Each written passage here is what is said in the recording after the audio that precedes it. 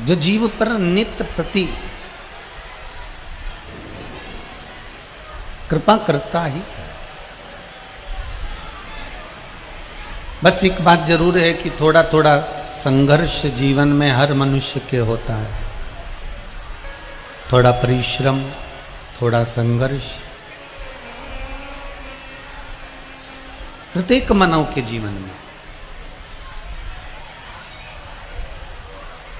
पहले भी कथा में कहा, आज फिर कहते हैं कि मनुष्य का शरीर दो कारणों से प्राप्त होता है। मानव का जो शरीर मिला है वो दो कारणों से मिला है।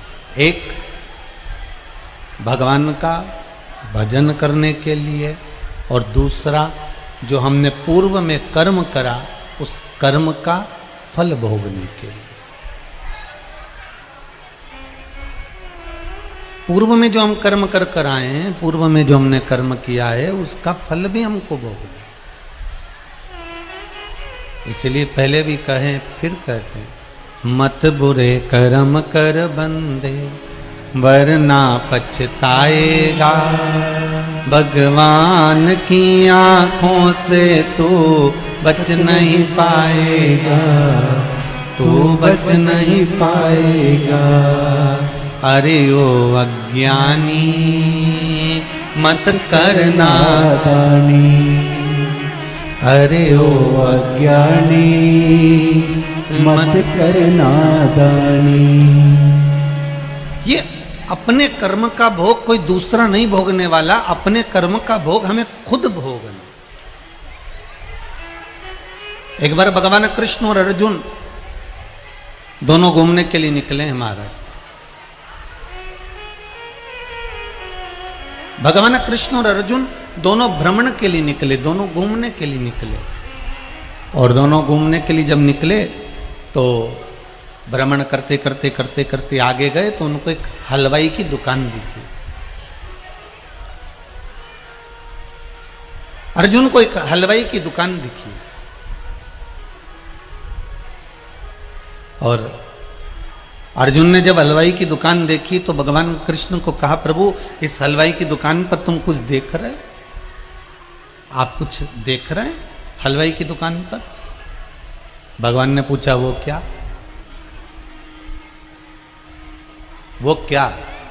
भगवान कृष्ण ने अर्जुन से पूछा, क्या बताना चाहते हो? अर्जुन कहते हैं, प्रभु इस हलवाई की दुकान पर देखो, एक कुत्ता जो कल का पड़ा हुआ भोजन है ना उसको खाने के लिए आ रहा है और हलवाई उसको पत्थर मारकर भगा रहा है।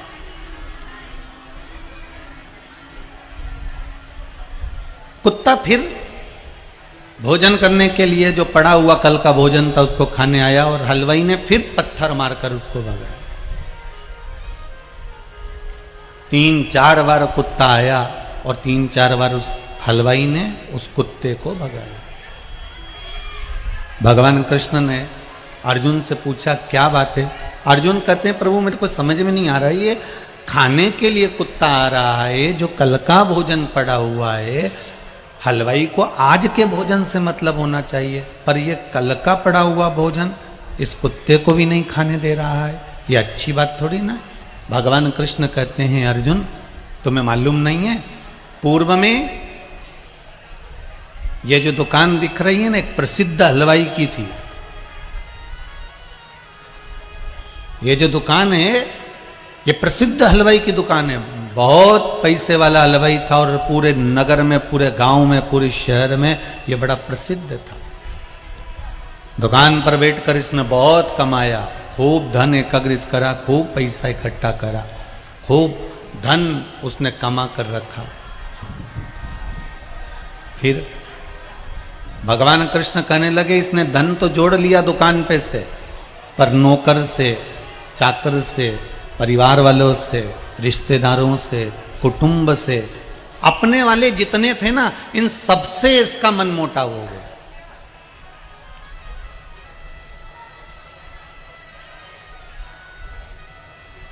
इन सबसे इसकी बोलचाल बंद हो गई। नौकर से अच्छा व्यवहार नहीं करता था, चाकर से अच्छा व्यवहार नहीं कर सकता था, परिवार वालों से अच्छा व्यवहार नहीं करता था। धन तो कमाया, संपदा तो कमाई अर्जुन, पर उस संपदा के अनुकूल में उसका व्यवहार नहीं हो पाए। इसलिए ये कुत्ता जो है ना, ये कोई दूसरा नहीं है, ये वही हलवाई है जिसकी ये दुकान थी। और जो दुकान पर बैठा हुआ जो इसको पत्थर मार रहा है वो इसका पुत्र है, इसका बेटा है। जिस दुकान के लोभ में ये पड़ा हुआ था, जिस दुकान के चक्कर में इसने सबसे अपना संबंध खराब कर लिया था, महाराज आज वही बेटा इसको पत्थर मारकर भगा रहा है। आज वही बेटा इसको पत्थर मारकर भगा रहा है। आज वही बेटा इसको गिन नहीं रहा। इसलिए बार बार कहते हैं कि महाराज कर्म का भोग तो मनुष्य को भोगना ही है। कर्म का भोग भोगने के लिए मानव की देह मिली है। दो कारणों से मनुष्य का शरीर हुआ है, एक भगवान का भजन करने के लिए, एक कर्म का भोग भोगने के लिए। इसलिए हम जितना जैसा कर रहे हैं वैसा हमको प्राप्त होना। हम जैसा कर्म करेंगे उसके अनुकूल हमें फल की प्राप्ति होगी। भजन कर रहे हैं तो भजन के अनुकूल हमें फल मिलेगा। स्मरण कर रहे हैं तो स्मरण के अनुकूल हमें को फल मिलेगा। भक्त जो होता है वो अपनी अपनी भक्ति के अनुसार भगवान का भजन करता है। कोई भक्त ऐसा होता है जो मौन रहकर तप करता है, भजन करता है। कोई भक्त ऐसा होता है दिन भर बोलकर भजन कर भक्त का बन जाता है बोलने पर। कोई ऐसा होता है कि वो नाच नाच कर भगवान की भक्ति को प्राप्त करता है। कोई ऐसा होता है जो भजन गाकर भगवान की भक्ति को प्राप्त करता है।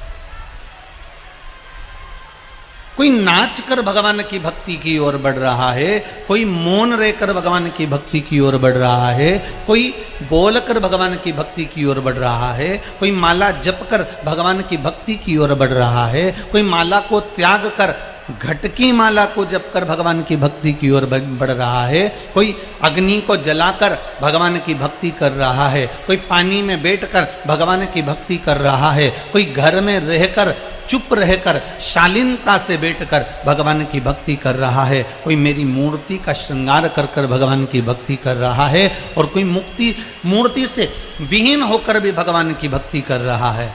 भगवान कहते हैं अर्जुन, संसार में जन्म लेने वाला जो मानव है, मृत्यु लोक में रहने वाला जो मानव है, वो भक्ति को धारण करे और किसी रूप में भी करे। उसकी जो भक्ति है वो किसी रूप में भी उदाहरण करता है। तो अर्जुन एक बात का स्मरण करना कि उसकी भक्ति में कभी हमको खलल उत्पन्न नहीं करना। हम तो यहां तक कहेंगे महाराज जी कि आप अगर कथा सुनने बैठे हो, आपका चित्त, आपकी वृत्ति, आपका मन कथा में लगा हुआ है, तो पड़ोसी भी अगर आपसे कुछ कहे तो उस बीच में मौन रहकर हाथ जोड़कर उसको कह देना, अभी मैं उसका जवाब नहीं दूंगा, अभी मैं जवाब नहीं दूंगी, जब कथा पूरी हो जाएगी तब मैं जवाब दूंगी। क्योंकि ये भक्ति, हमारा भजन, हमारा कीर्तन, हमारा मंत्र जाप, हमारा स्मरण भगवान की अविरलता प्रदान करता है। अविरलता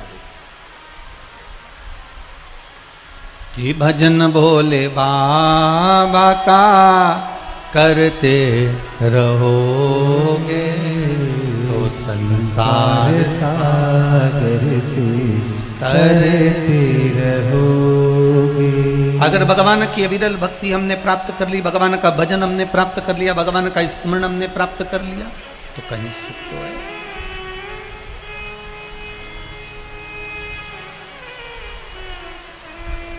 अविरलता हो महाराज।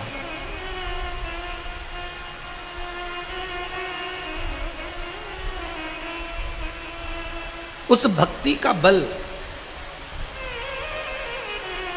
फिर निवेदन करूंगा, भगवान कभी आपके सामने आकर नहीं कहता कि मुझको इतना दो।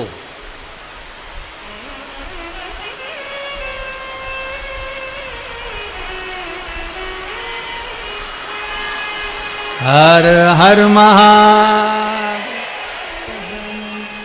मेरा फिर निवेदन है, पानी की मात्रा बढ़ी हुई है, जल वृष्टि बहुत तेज है। जितने लोग डूम के अंदर हैं वही रहें, बाकी के लोग अपने अपने घर की ओर, जो छाता लेकर खड़े हों या रोड पर खड़े हों,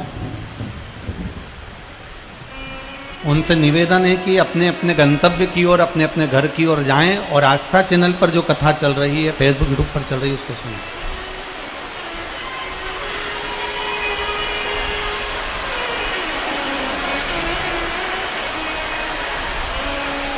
तेरे डमरू की धुन सुन के। एक निवेदन और, कोई खड़े होके नाचो मत ही, तुम्हारी जगह चली जाएगी। और सूखी जगह बड़ी मुश्किल से सूखी मिली है, फिर गीली हो जाएगी, इसलिए आप लोग आराम से बैठे रहो, बजा बजा कर स्मरण कर लो। तेरे डमरू की धुन सुन के मैं काशी नगरी आई हूँ। तेरे डमरू की धुन सुन के मैं काशी नगरी आई। तेरे डमरू की धुन सुन के मैं काशी नगरी आई हूँ। तेरे डमरू की धुन सुन के मैं काशी नगरी आई हूँ। मैं काशी नगरी आई हूँ। मैं काशी नगरी आई हूँ। मैं काशी नगरी आई हूँ। मैं काशी नगरी आई हूँ। मैं काशी नगरी आई हूँ। मैं काशी नगरी आई हूँ। मैं काशी नगरी आई हूँ। मैं काशी नगरी आई हूँ। बोले मैं काशी नगरी आई हूँ। मेरे भोले ओ बम भोले मैं काशी नगरी आई हूँ। मेरे बोले मैं काशी नगरी आई हूँ। मेरे भोले ओ बम भोले मैं काशी नगरी आई हूँ।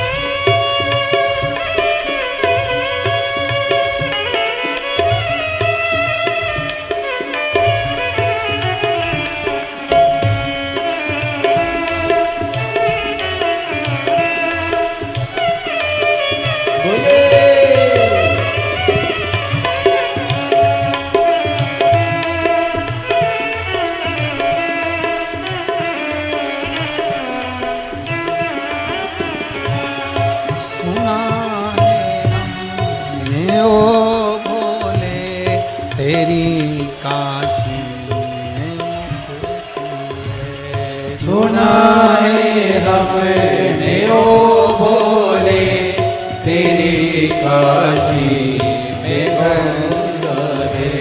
सुना है हमने ओ भोले तेरी काशी में मुक्ति है। सुना है हमने ओ भोले तेरी काशी में मुक्ति है। मुक्ति को पाने को मैं काशी नगरी आई हूँ। उसी मुक्ति को पाने को मैं काशी नगरी आई हूँ।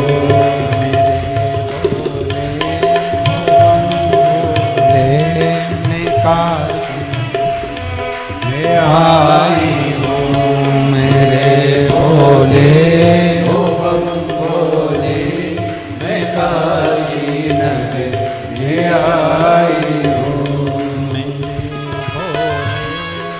बम भोले मैं काशी नगरी आई हूँ मेरे भोले ओ बम भोले मैं काशी नगर में आई। हर हर महादेव। शिव कथा शिव तत्व की भगवान शंकर की कथा करो। कालदर्शी कैलाशी शिव की कथा करो। भगवान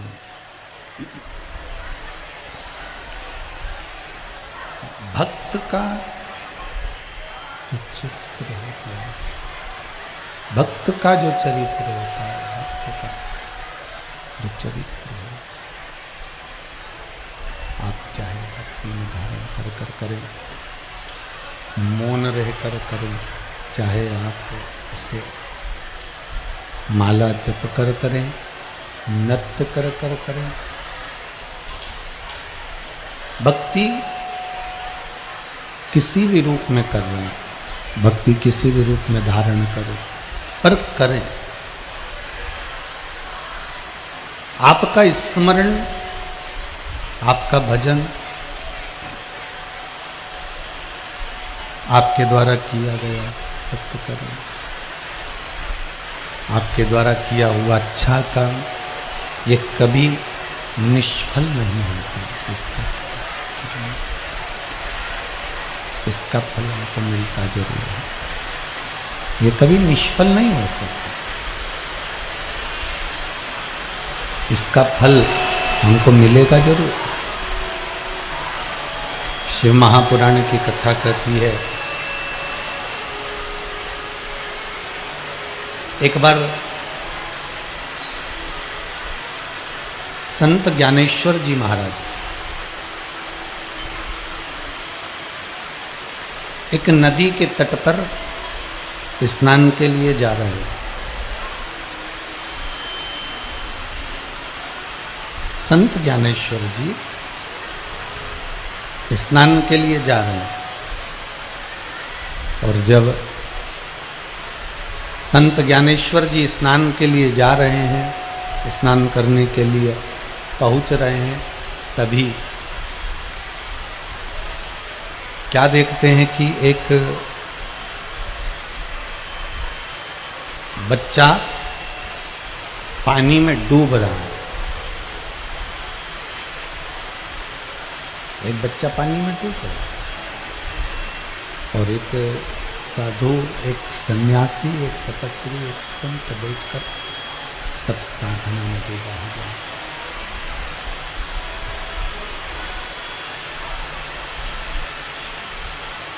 एक बच्चा पानी में डूब रहा है और एक साधु, सन्यासी, तपस्वी, संत तप साधना में डूबा हुआ है।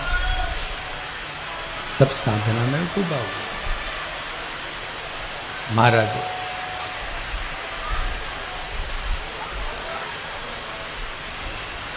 संत ज्ञानेश्वर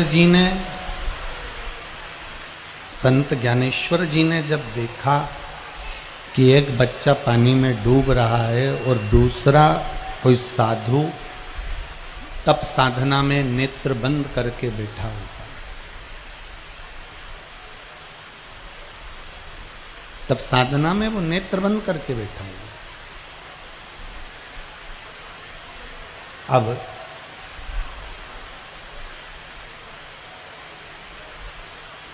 संत ज्ञानेश्वर जी तुरंत देखे कि बच्चा पानी में डूब रहा है और साधु आंख बंद करके तप साधना में बैठा है। संत ज्ञानेश्वर जी को वो बच्चा डूबता हुआ दिखा और संत ज्ञानेश्वर जी दौड़ कर गए और जाकर तुरंत नदी में कूदे और उस बच्चे को बचाकर बाहर लेकर आए।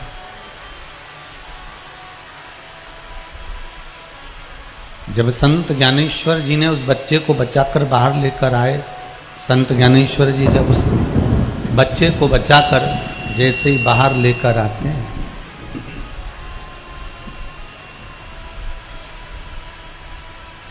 हाथ पकड़ा बच्चे का संत ज्ञानेश्वर जी ने, और संत ज्ञानेश्वर जी ने हाथ पकड़कर उस बच्चे का वो साधु के पास लेकर गए जो नेत्र बंद करके बैठा हुआ था, तपस्या की मुद्रा में बैठा हुआ था, जो तप साधना में बैठा हुआ था, जो तपस्या की मुद्रा में जो बैठा हुआ है, उसके पास लेकर गए। और संत ज्ञानेश्वर जी ने साधु के सामने हाथ जोड़कर निवेदन करा, साधु से हाथ जोड़कर निवेदन किया, महाराज एक बात पूछना है आपसे।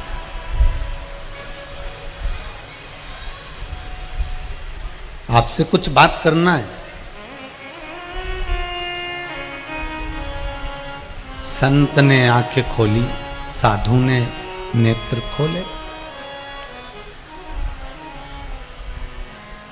साधु ने नेत्र खोले और साधु ने नेत्र खोले तो संत ज्ञानेश्वर जी ने पूछा, बाबा हमको एक बात पूछना थी। एक छोटा सा बच्चा पानी में डूब रहा था, क्या आपने उस बच्चे को नहीं देखा था? क्या आप उस बच्चे को नहीं देखे थे? संत ज्ञानेश्वर जी ने जब प्रश्न किया तो साधु बोला, मैंने उस बच्चे को देख लिया था। फिर आप उठ के क्यों नहीं गए उस बच्चे को बचाने के लिए?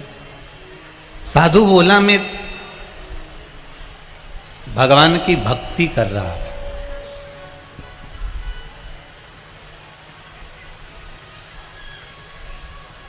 बहुत ध्यान से सुनना, जितने लोग आस्था चैनल पर सुन रहे हो, चाहे फेसबुक मोबाइल पर सुन रहे हो, यूट्यूब पर सुन रहे हो, चाहे इस पंडाल में पानी गिरते गिरते भी श्रवण कर रहे हो, पर अच्छे से सुनना। संत ज्ञानेश्वर जी कह रहे हैं कि बच्चा पानी में डूब रहा था, जिसको मैं निकाल कर लेकर आया। आप नेत्र बंद करके बैठे थे, सत्य बताना, क्या आपने इस बच्चे को डूबते हुए नहीं देखा था? इसकी आवाज नहीं सुनी थी?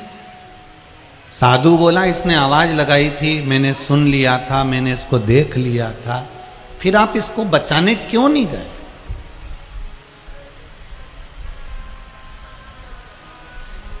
फिर आप इसको बचाने के लिए क्यों नहीं पहुंचे? साधु बोला, मैं भक्ति में लगा हुआ था। संत ज्ञानेश्वर जी ने कहा,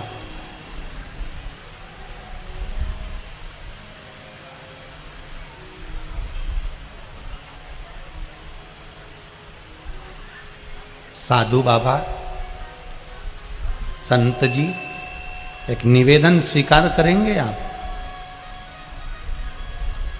किसी डूबते को उबार देना, किसी डूबते को निकाल देना, किसी कष्टप्रद व्यक्ति को कुछ सुख का अनुभव करा देना, किसी दुखी व्यक्ति के चेहरे पर प्रसन्नता ला देना, किसी दुखी, रोगी, कष्टवान व्यक्ति को थोड़ा सा सुख दे देना, भगवान की भक्ति से भी बड़ी भक्ति का फल प्रदान कर देता है।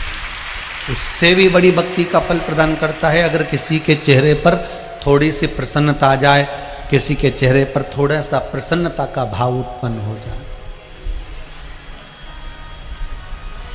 शिव महापुराण की कथा,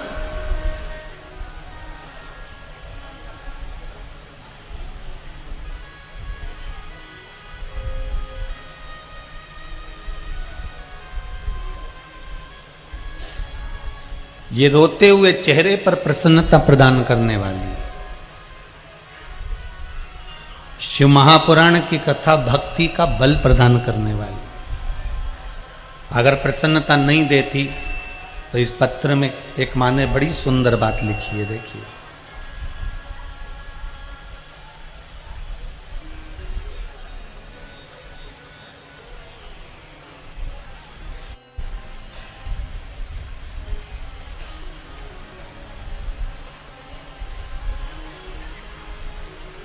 छोटा सा पर्चा है पर अच्छा। मैं दुर्गेश जायसवाल, पथरिया, जिला मुंगेली, छत्तीसगढ़ से हूँ। कहीं बैठे हों तो खड़े जरूर होना। आप ही हैं? जरा दोनों हाथ उठाकर हर हर महादेव बोल दो एक बार, हर हर। आपने लिखा है मेरे बाबूजी के घुटने में समस्या हो गई थी। डॉक्टर ने घुटना के लिए 6 लाख का ऑपरेशन बताया था और उसके बाद कह दिया था कि इनकी अवस्था के अनुसार ये गारंटी नहीं है कि ये चल सकेंगे कि नहीं चल सकेंगे। आपने पर्चे में लिखा है। फिर मेरी माँ के कहने पर मैंने शंकर भगवान का वो सरसों के तेल वाला उपाय किया और 10 दिन बाद मेरे पिता के घुटने की जांच कराई तो पिताजी को जरूरत नहीं पड़ी। अब वो घुटने से अच्छे चल फिर रहे हैं और डॉक्टर ने भी ऑपरेशन का मना कर दिया है। ये पर्चे में इन्होंने लिखा। बैठिए भाई, बैठिए। हर हर महादेव। अगर विश्वास दृढ़ है, भरोसा अगर पक्का है, तो फिर भगवान को मिलने में देरी नहीं हो सकती। ये जरूरी नहीं है कि आप माला लेकर बैठे हो तो ही भगवान मिलेगा। आप मस्तक पर बहुत सारा चंदन लगा लिए हो तो ही भगवान मिलेगा। आपने बहुत सारी जटाजूड़ बढ़ा ली है, बहुत सारा बाल बढ़ा लिया है तो ही भगवान मिलेगा। आप हाथ में बहुत सारा रुद्राक्ष या तुलसी की माला लपेट लोगे तो ही भगवान मिलेगा। आप गले में बहुत सी माला धारण कर लोगे तो ही भगवान मिलेगा। ये जरूरी नहीं।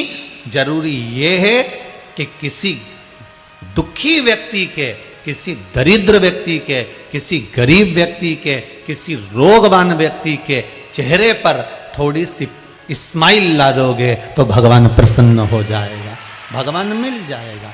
भगवान ये कभी नहीं कहता कि मुझे ढोंग प्रिय है या प्रपंच प्रिय है या मुझे छल प्रिय है। भगवान तो कहता है मुझे अविरल भक्ति, और भक्ति भी कैसी कि निर्मल मन सो मोहि पावा। मुझे कोई दिखावे की भक्ति नहीं चाहिए।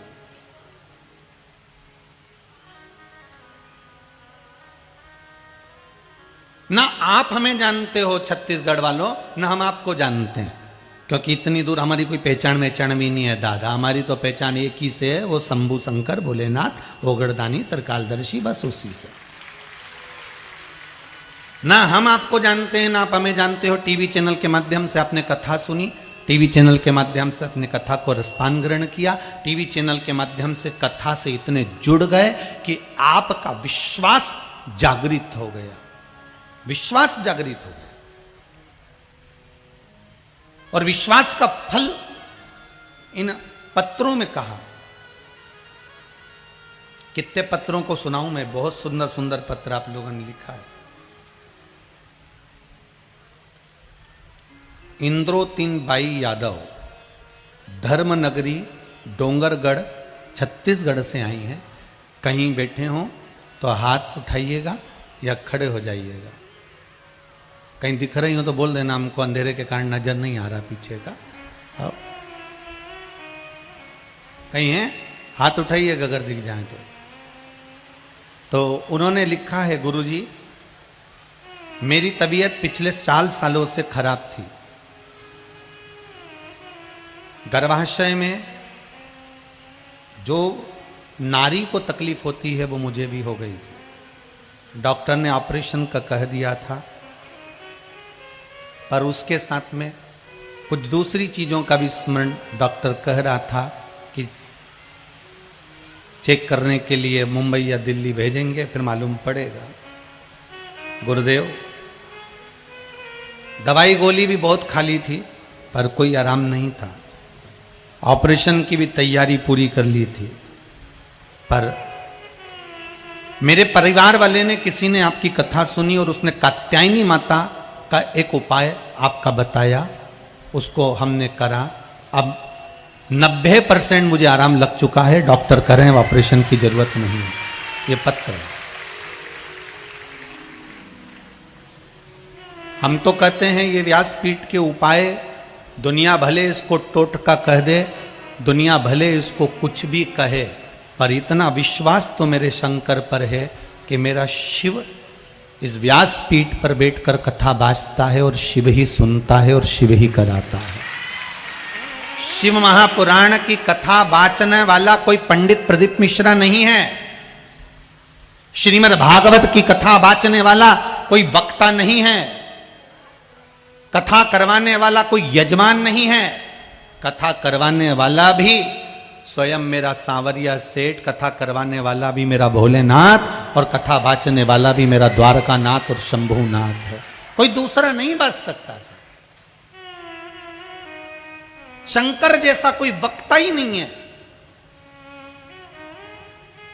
आज तक दुनिया में कोई ऐसा वक्ता बता दो जो अपनी पत्नी को कथा सुना रहा हो, पर शिव जी ने अमर गुफा में बैठकर अपनी धर्म पत्नी को कथा सुनाई है।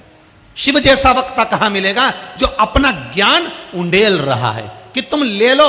और पार्वती जी ने 4 बार भगवान शंकर से पूछा था, भोलेनाथ आप कथा सुन बाजते बाजते थक गए होगे, मैं आपके लिए थोड़ा सा जल लेकर आती हूं। शंकर जी ने कहा, इस कथा को छोड़कर मत जाना, मुझे प्यास नहीं लगी है, मुझे तुझसे कुछ भी नहीं चाहिए, तू तो केवल कथा का रसस्वादन कर ले,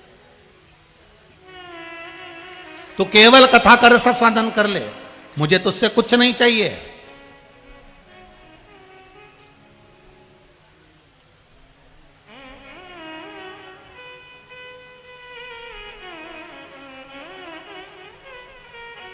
मुझे तुझसे कुछ भी नहीं चाहिए, तो कथा का रसस्वादन कर, स्मरण कर कथा का।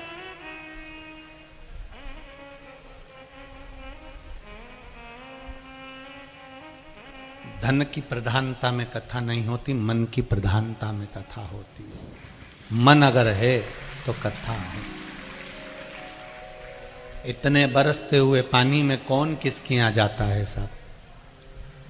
नीचे पानी बह रहा है, खड़े हुए हो, छाता लगाए हुए हो, पन्नी डाले हुए हो, कोई गीले में बैठ रहा है, कोई अपने घर पर फोन लगा कर कह रहा है कि एक आसन ला दो, कोई पन्नी ढूंढ कर बैठ रहा है। आपकी ये भक्ति को मैं नमन करता हूँ साहब, दंडवत करता हूँ। बहुत कठिन है।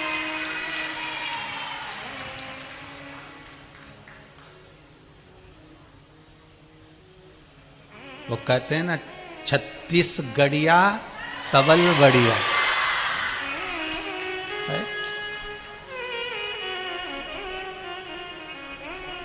वो आज आप लोगों ने सिद्ध कर दिया है। 36 गड़िया सबल बढ़िया, ये आपने सिद्ध कर दिया है। भक्ति किसको कहते हैं, भाव किसको कहते हैं? उसकी शुद्धता हो। धन की प्रधानता में कथा नहीं होती बाबू, बहुत ध्यान दीजिएगा। और धन को मूल हमें बनाना भी नहीं है। मेरे बाबा को अगर आपने कुछ लगाया भी है ना, तो उसका कितना फल मिलता है तो दुनिया जानती है। और अभी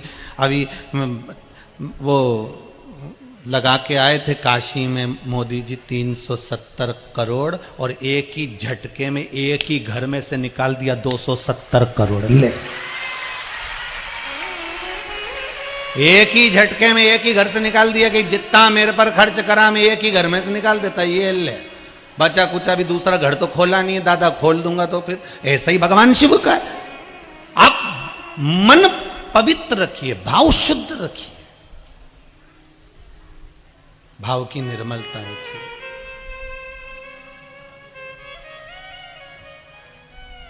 मिलेगा वो शिव तत्व, मिलने में देरी नहीं होती। शिव तत्व में मिलने में देरी नहीं होती, शिव तत्व मिलता है। मेरा शंभु बहुत दूर नहीं है। संत ज्ञानेश्वर जी ने कहा, साधु बाबा आपके सामने बच्चा पानी में डूब रहा है, आपके सामने बच्चा पानी में गिर पड़ा है, आपके सामने वो पुकार रहा है, आवाज लगा रहा है, चिल्ला रहा है, वो बार बार आपको पुकार रहा है और आप नेत्र बंद करके बैठे हो। साधु बाबा कहते हैं मैं भगवान की भक्ति कर रहा था। संत ज्ञानेश्वर कहते हैं उस भक्ति का कोई मतलब नहीं जिसमें दया ना हो। एक पूजन घर के अंदर भगवान को चंदन लगाओ, फूल चढ़ाओ, बेलपत्री चढ़ाओ, धतूरा चढ़ाओ। एक पूजन ये है, और एक पूजन वो है कि किसी के चेहरे पर स्माइल लेकर आ जाओ, किसी के चेहरे पर प्रसन्नता लेकर आ जाओ। वो सबसे बड़ी पूजन है महाराज, उससे बढ़ के कोई पूजन नहीं हो सकती।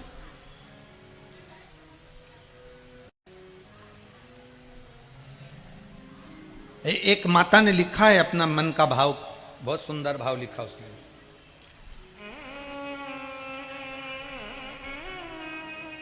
मैं माया गुप्ता, रायपुर संतोषी नगर से आई हूं। कहीं बैठी हो तो हाथ उठाइएगा, कहीं बैठी हो तो। बैठी हैं पीछे, दिख रही हैं तो हाथ हिलाना जरा बहन। हाँ दिख गई, दिख गई, दिख गई, दिख गई। हर हर महादेव। ये पानी का जो अंधेरा है ना, उसके कारण आप लोग नजर नहीं आ रहे।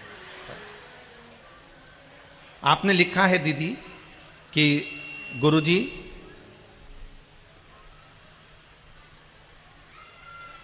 कुछ महीने से मेरे पति के कमर की नस ब्लॉक हो गई थी, बहुत परेशान हो गए, इलाज भी चल रहा था। तब महीने निकल गए पर आराम नहीं लगा, बेड पर रहे। टीवी पर कथा सुनती हूँ, पशुपतिनाथ का व्रत करना प्रारंभ करा, बाबा से विनती कर कर जल वाला प्रयोग करा, और आज मेरे पति की तबीयत अब ठीक है, अब कोई तकलीफ नहीं है। बैठ जाओ बहन। हर हर महादेव। बैठिए। शंभू पर विश्वास करा हुआ, शंकर पर अगर आपकी श्रद्धा विश्वास, भगवान की कथा वही कर रही है। संत ज्ञानेश्वर जी का चरित्र वही कर रहा है, संत ज्ञानेश्वर की कथा वही कर रही है कि आप अगर माला लेकर भी बैठे हुए हो तो सोच रहे हो कि मुझे भगवान मिल जाएगा। अगर हृदय में, दिल में आपके भाव शुद्ध नहीं है तो भगवान नहीं मिल सकता, ऐसा वो प्राप्त नहीं हो सकता। निर्मल मन सो मोहि पावा, मोहि छल छिद्र कपट ना भावा। भगवान आपकी भक्ति के बल पर, भगवान आपकी श्रद्धा के बल पर, भगवान आपके विश्वास के बल पर प्रकट होते हैं।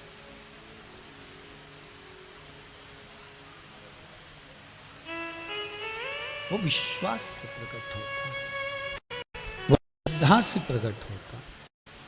अविरल भक्ति में डूबो आप।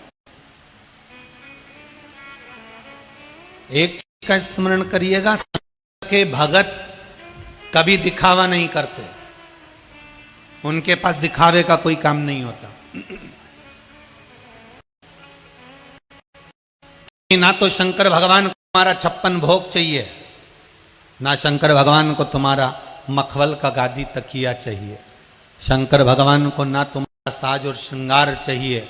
शंकर भगवान की कथा कहती है, किसी भी पेड़ की पत्ती भी तोड़कर आप मुझे समर्पित कर दोगे तो मैं उतने में भी राजी हो जाता हूँ, उतने में भी मुझे सुख की अनुभूति हो जाती है। नहीं चाहिए मुझे तुम्हारा वैभव, नहीं चाहिए मुझे तुम्हारा राजसी ठाट, नहीं चाहिए मुझे तुम्हारा सुख, मैं थोड़े में संतुष्ट हो जाता हूँ, थोड़े में संतुष्ट।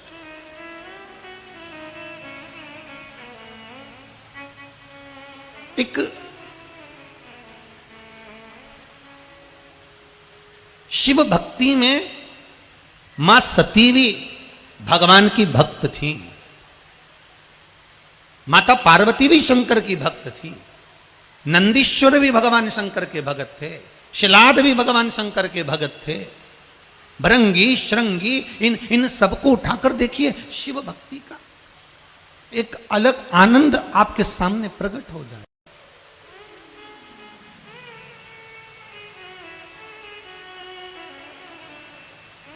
शिव भक्ति का एक सुख सामने प्रकट हो गया। अब शिव महापुराण की कथा कह रही है, शंकर का चरित्र कह रहा है। एक पंढरपुर में, महाराष्ट्र पंढरपुर में अच्युत नाम के बाबा रहते थे। बाबा नहीं थे वो, संत नहीं थे वो, साधु नहीं थे वो, ना ही वो सन्यासी थे, ना ही वो तपस्वी थे, साधक थे। ना ही वो साधु थे, ना सन्यासी थे, ना वो साधक थे, ना तपस्वी थे। सुनार थे, सोने चांदी का काम किया करते थे।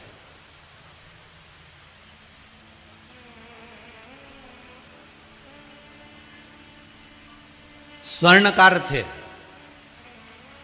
सोने चांदी के आभूषण बनाया करते थे।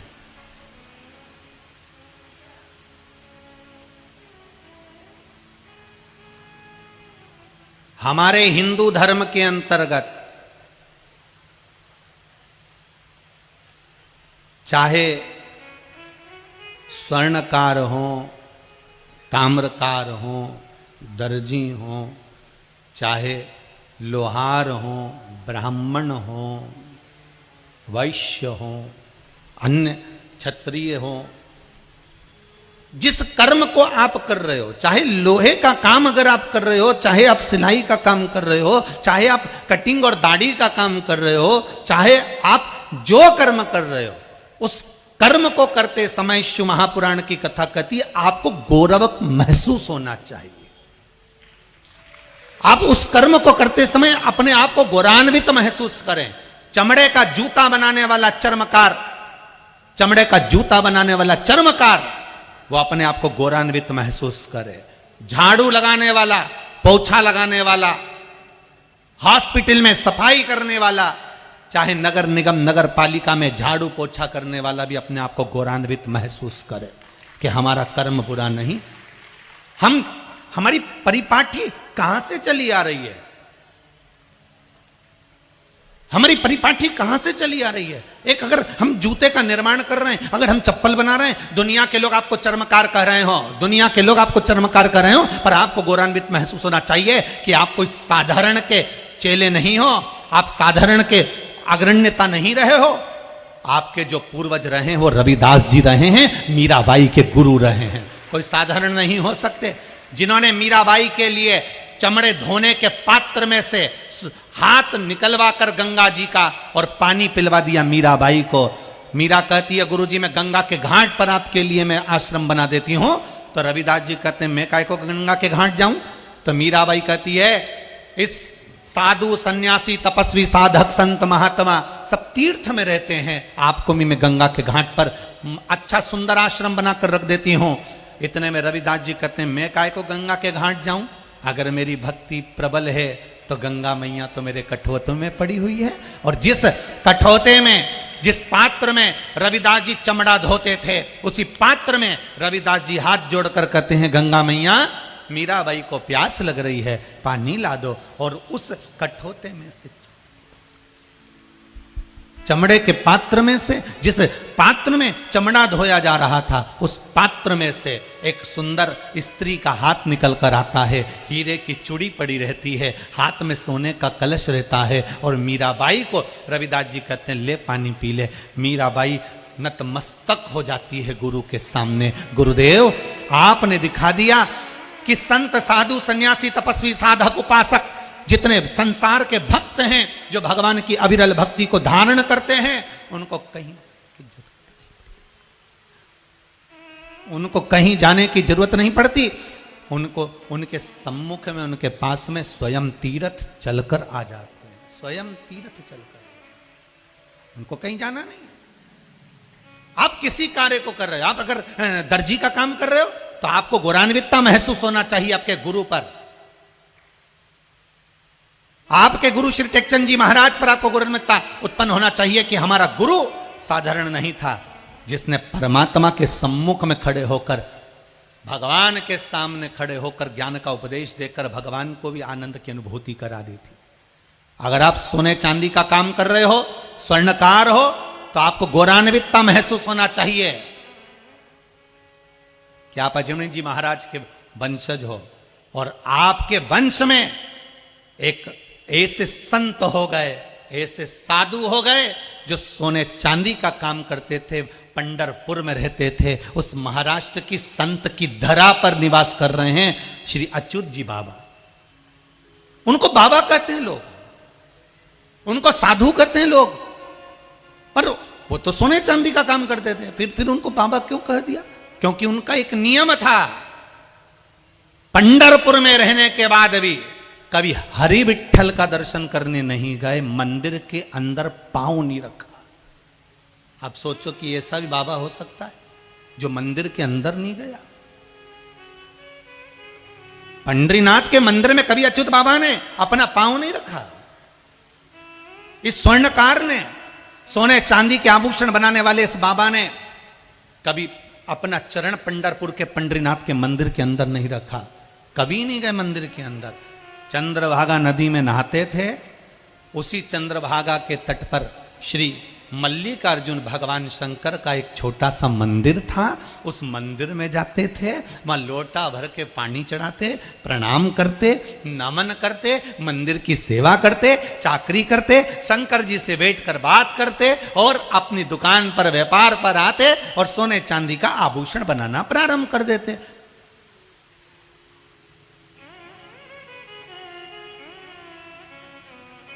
कभी पंढरीनाथ के मंदिर में नहीं गए, कभी हरि विठ्ठल के मंदिर में नहीं गए, कभी पंढरपुर के भगवान नारायण के मंदिर में ये अच्युत बाबा प्रवेश नहीं करे। स्वर्णकार थे, सोने का चांदी का जेवर बनाते थे, शिव के भक्ति में डूबे रहते थे, शंकर की भक्ति में।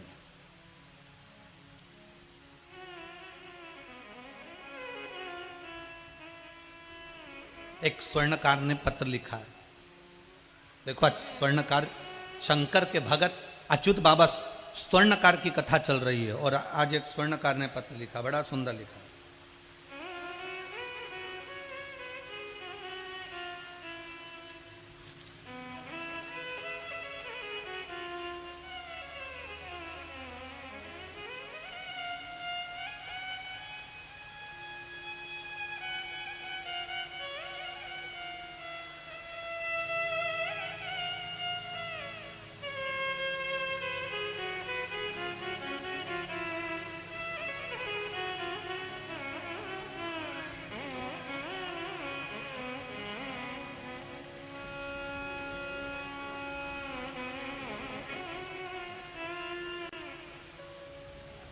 मेरा नाम दुर्गेश सोनी है। गुरुदेव में बुंदेली जिला राजनंदगांव छत्तीसगढ़ से आया हूँ। कहीं बैठे हो तो हाथ उठाइएगा। आप ही हैं? एक बार दोनों हाथ उठाकर बोलो हर हर महादेव। गुरुदेव, मेरा सोने चांदी का काम है, मैं एक स्वर्णकार हूँ। टीवी के माध्यम से शिव महापुराण की कथा सुनता हूं। गुरुदेव, शिव की कृपा क्या होती है कोई मुझसे पूछ ले तो शायद मैं अपने हृदय से इस बात को कह सकता हूं कि शिव महापुराण की कृपा किसको कहते हैं। कोई मुझसे पूछे। अब ये नवयुवक लड़के, ये नवयुवक टीम आज के जमाने में जो बॉलीवुड की ओर जा रही है उसको खींचकर शंकर अपनी ओर लेकर आ रहा है। इससे बढ़कर चमत्कार दुनिया में क्या हो सकता है। आज की नवयुवक टीम मोबाइल पर, फेसबुक, यूट्यूब पर गलत गलत चीजें लिखने में लगी हुई है। उस समय पर ये नवयुवक बच्चे अगर शिव की भक्ति लिख रहे हैं तो क्या गलत। उसने लिखा है बालक ने, गुरुदेव शिव की कृपा और शिव महापुराण की कथा की कृपा क्या होती है कोई मुझसे पूछे। मेरी इतनी कैपेसिटी नहीं थी, पर आपकी कथा में एक बार आपने कहा था कि कोई भी काम करना दिल से करना, दमदारी से करना, भले 1 रुपए से चालू करना। मैंने किसी से लेकर 50,000 रुपए से अपनी स्वर्णकार की दुकान चालू करी थी। गुरुदेव, आज 50 से 52 लाख की मेरी दुकान काम कर रही है। ये बेटे ने लिखा है। हर हर महादेव बाबू, बैठिए, बाबा कृपा करे। ये बच्चे लिख रहे हैं। 50,000 रुपए से मैंने व्यापार चालू करा था। केवल कथा में सुना था कि हिम्मत मत हारना, शिव पर विश्वास रखना, शंकर पर भरोसा रखकर किसी भी काम में उतर जाओ। केवल उसकी स्तुति का स्मरण करना, उसकी भक्ति का स्मरण करना। और वो 50,000 रुपए से आज मुझे 50 लाख और 52 लाख का काम मैं कर रहा हूँ। कोई कमी मेरे बाबा ने नहीं दी और अभी भी मुझे विश्वास है कि मेरा बाबा मुझे और आगे बढ़ा देगा। ये पत्र है बाबा, भक्ति। श्री अच्युत बाबा पंढरपुर में रह रहे हैं। में जितने स्वर्णकार हैं भारत की भूमि पर, क्या देश और विदेश में बैठे हुए जितने स्वर्णकार हैं, इनको कहूंगा आपको गौरवान्वित महसूस होना चाहिए आपके जीवन पर कि आपके पूर्वज कोई साधारण नहीं थे। जिनके अच्युत बाबा कभी पंढरीनाथ के मंदिर में नहीं जाते थे, पर शिव महापुराण की कथा कहती है, अच्युत बाबा का चरित्र कहता है कि वो पंढरीनाथ के मंदिर, नारायण के मंदिर नहीं जाते थे, नारायण स्वयं अच्युत बाबा के घर पर पहुंच जाते थे। अब इससे बड़ा भगत कहां से लाओगे? स्वर्णकार समाज को गौरवान्वित महसूस होना चाहिए कि तुम्हारे पूर्वज तुम्हारे साधारण नहीं रहे हैं महाराज। भगवान की भक्ति में डूबने वाले, इस स्मरण में डूबने वाले रहे। केवल मल्लिकार्जुन भगवान के मंदिर जाना, मल्लिकार्जुन भगवान की पूजन करना, मल्लिकार्जुन भगवान को जल चढ़ाना, उनकी सेवा में लगे रहना, उनकी आराधना में लगे रहना, उनके स्मरण में लगे रहना। जितने लोग बाहर खड़े हैं उनसे निवेदन है, थोड़ा थोड़ा सटक सटक के आप लोग गीले मत होना रे भाई, गीले मत होना। हम तो भोलेनाथ जी से प्रार्थना करेंगे जल्दी से जल्दी, ये 11 बजे से 2 बजे की कथा, 2 जल्दी बजा देना तो इन लोगों को कष्ट नहीं हो। आप लोग गीले मत होना बाबू, हो बहुत आराम से कथा सुनो। आपसे फिर निवेदन है, जगह नहीं हो आप अपने अपने घर जाओ, गाड़ी में बैठ जाओ, अपनी अपनी 4 व्हीलर में बैठ जाओ, उसमें आप यूट्यूब चालू कर लो, मोबाइल चालू कर लो, उसमें सुन लो, पर गीले मत होना बाबू। कथा कर रस स्वादन करिए, पानी बहुत तेज है, आनंद लीजिए आप कथा। शिव भक्ति में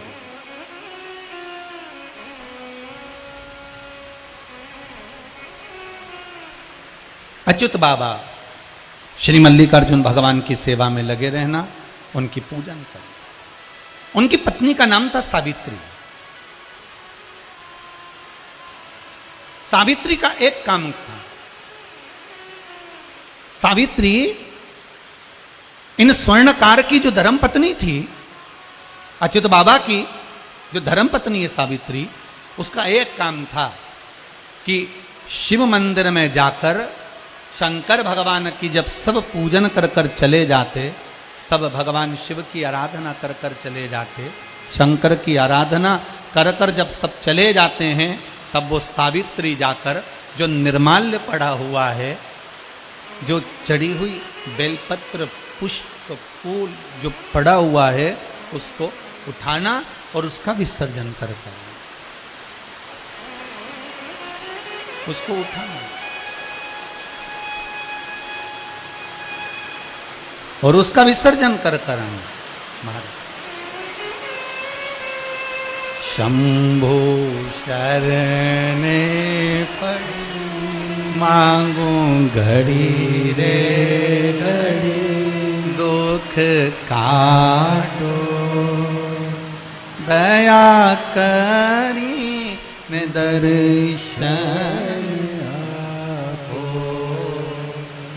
शंभो शरणे सब गाइए, मांगू घड़ी रे घड़ी, दुख काटो दया करी ने दर्शन आपो।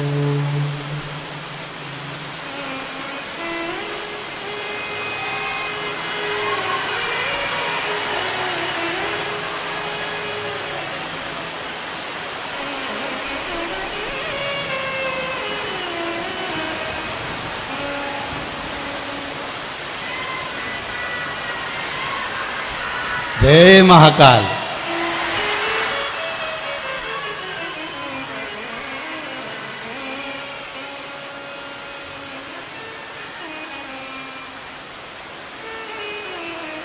मन काशी में बोला लो भोलेनाथ, एक बार आ जाऊं। मन काशी में बोलाओ एक बार, भोले जी आ जाओ। मन काशी में बोला लो एक बार, भोले जी तेरी याद आए। मन काशी में बोला लो जी तेरी याद आओ। मन ने काशी में बोला लो एक बार, भोले जी तेरी याद आए। मन ने काशी में बोला लो एक बार, भोले जी मेरी याद आवे। मन ने काशी में बोला लो एक बार, भोले जी तेरी याद आए। मन ने काशी में बोला लो भोले बार, भोले जी मेरी याद आवे। भोले जी तेरी याद आए, भोले जी तेरी याद आवे। भोले जी तेरी याद आए, भोले जी मेरी याद आवे। मन ने काशी में बोला लो एक बार, भोले जी तेरी याद आए। मन ने काशी में बोला लो एक बार, भोले जी मेरी याद आवे। ओहो।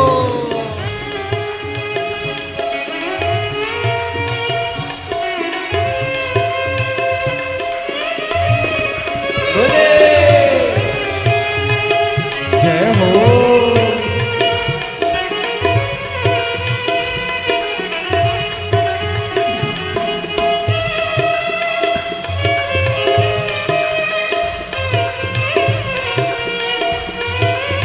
जय हो।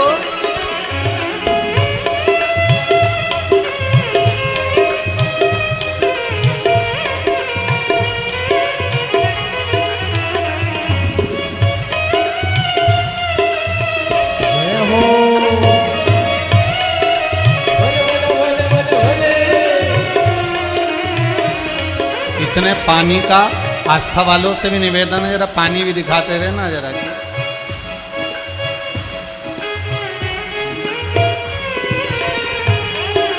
जय हो।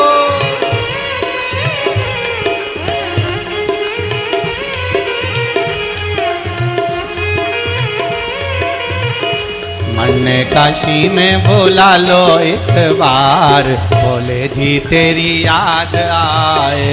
मन ने काशी में बोला लो एक बार, भोले जी तेरी याद आवे।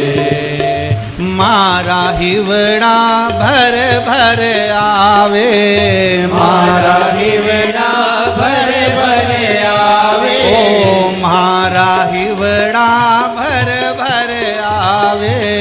मारा हिवड़ा भर भर आवे। मुझे भजन लगा लो एक बार, भोले जी तेरी याद आवे। मुझे भजन में लगा लो एक बार, भोले जी तेरी याद आवे। मन ने काशी में बोला लो एक बार, भोले जी तेरी याद आए। मन ने काशी में बोला लो एक बार, भोले जी तेरी याद आवे। भोले जी तेरी याद आए। भोले जी तेरी याद आवे। भोले जी तेरी याद आए। भोले जी तेरी याद आवे। ओ मन ने काशी में बोला लो एक बार, भोले जी तेरी याद आए। मन ने काशी में बोला लो एक बार, भोले जी तेरी याद आवे। हो।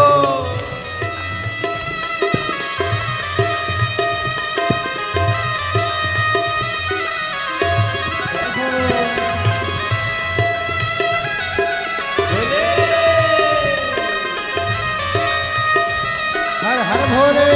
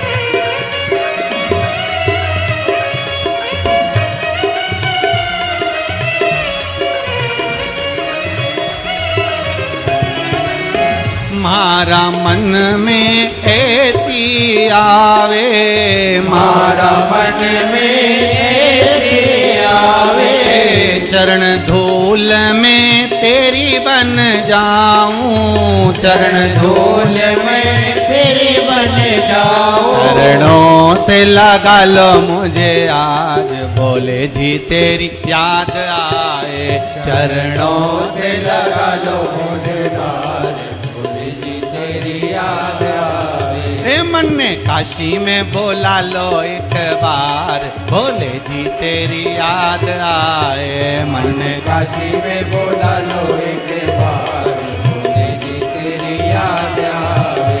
मन ने काशी में बोला लो एक बार, बोले जी तेरी याद आए, मन ने काशी में बोला लो एक बार, बोले जी तेरी याद आवे। बोले जी तेरी याद आए, बोले जी तेरी याद आवे, भोले जी तेरी याद आए, बोले जी तेरी याद आवे। मन ने काशी में बोला लो एक बार, बोले जी तेरी याद आए, मन ने काशी में बोला लो एक बार, बोले जी तेरी याद आवे। मन ने काशी में बोला लो एक बार, बोले जी तेरी याद आए, मन ने काशी में बोला लो एक बार, बोले जी तेरी याद आवे। उन्हें गंगा भी नहवा दो एक बार, बोले जी तेरी याद आए, मन ने गंगा में नवा दो बोले डाल, बोले जी तेरी याद आवे। बोले जी तेरी याद आए, बोले जी तेरी याद आवे, भोले जी तेरी याद आए, बोले जी तेरी याद आवे। हर हर हे शंभु, हे त्रिकालदर्शी, है कैलाशी अविनाशी। महाराज पंढरपुर में रहने वाले अच्युत बाबा, जिनकी धर्मपत्नी सावित्री, और वो सावित्री निर्माल्य को उठाकर विसर्जन करना,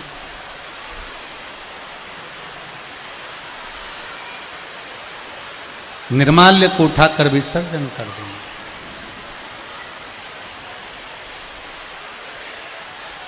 मेरा निवेदन फिर स्वीकार करिए माताओं, बैठने की जगह नहीं है, आप लोग गाड़ियों में जा जाकर बैठ जाइए और गाड़ियों में से कथा मोबाइल पर सुन लीजिए। बहुत पानी भरा है, पाँव पाँव डूब रहे हैं आप लोगों के। पंडाल के अंदर भी बहुत पानी है, इसका ध्यान रखिए आप लोग। फिर निवेदन है, शिव कथा कह रही है, बाबा उघड़दानी की कथा कह रही है। सावित्री अच्युत बाबा की धर्मपत्नी सेवा में लगी रहती थी महाराज। और समय आया, एक दिन अब स्वर्णकार हैं, सोने का आभूषण बनाना, सोने का जेवर बनाना, सोने का सामान बनाना, सोने के आभूषण घड़ना तो इनका काम ही था। सोने के आभूषणों का निर्माण करना तो इनका कार्य था। एक बार अच्युत बाबा सोने के आभूषण का निर्माण कर रहे थे और आज इनने क्या करा कि स्नान करा चंद्रभागा नदी का, मल्लिकार्जुन बाबा को जल चढ़ाया, पूजन करी, अर्चना करी, और पूजन अर्चना करने के बाद अच्युत बाबा आज मंदिर के बाहर ही बैठकर सोने के आभूषण घड़ने लगे।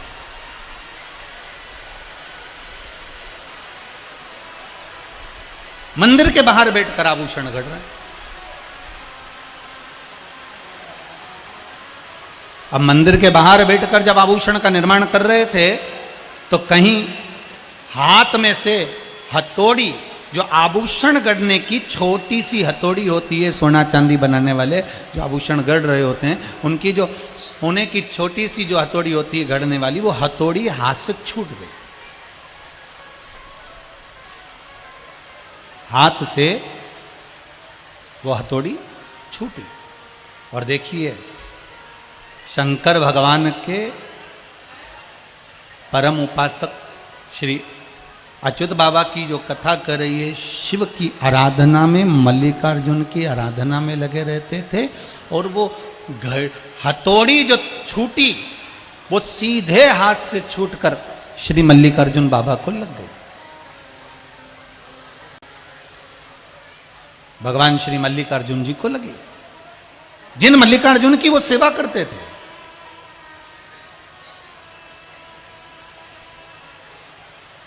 जिन शंकर भगवान की सेवा में वो डूबे हुए थे, जिन शंकर भगवान की भक्ति में वो डूबे हुए थे, उन्हीं भोलेनाथ के पिंड को, शिवलिंग को वो हथौड़ी लग गई। और जैसे ही शिवलिंग को वो हथौड़ी लगी, अच्युत बाबा की आंखों से जल बहने लगा। आज मुझसे बहुत बड़ी गलती हो गई।